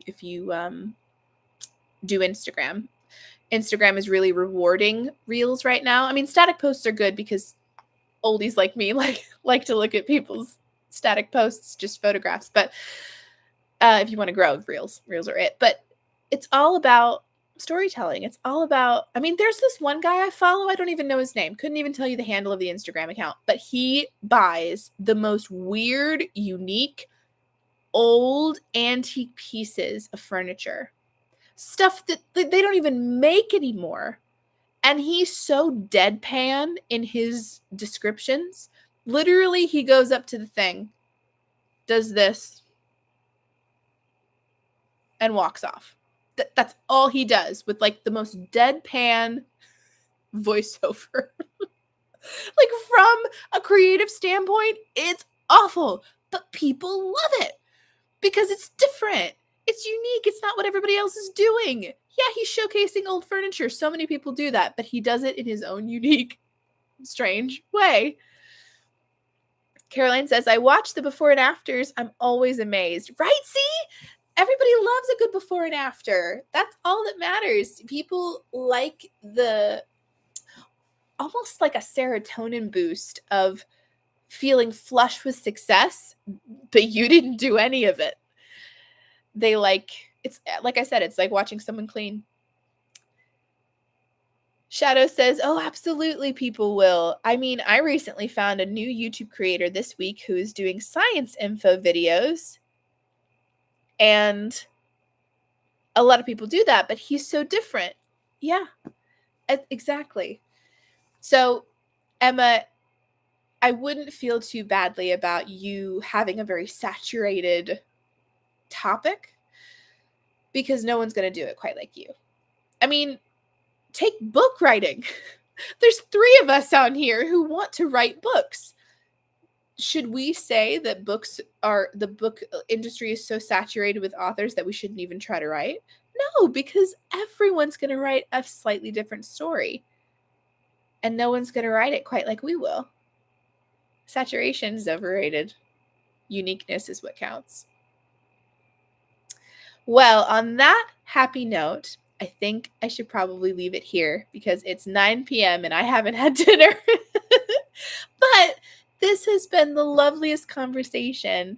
Thank you guys so much for being here, for chatting. Chatting is my favorite part. I know we do the sprints and it's good and it's focused, but this is my favorite part. And I'm so glad we were able to talk about something that we're all kind of struggling with, that imposter syndrome, that critiquing creative. And hopefully you guys have gleaned a little bit of encouragement from my having gone through it, my feeling the same way and struggling right along with you. But that's what makes dreams so sweet, because we're chasing them together. Thanks for the sprints in the chat. You're welcome. Thank you, Cassie. Take care, everyone. This has been very inspiring. Thank you, guys. I'm so glad you've had something, you've taken something from this. It's been so fun. Well, you all have a lovely evening. I will let you guys know if we're down for maybe a New Year's Eve thing, maybe a couple lives in January for a book club reading thing. We have ideas. We'll get there. But I will be asking you on Instagram. I will be polling all of you. So if you don't follow me on Instagram, maybe go do that, because that's where I'm going to be asking your opinions. Okay. Have a wonderful evening. I love you all. Thanks for showing up and being here, and I will see you later.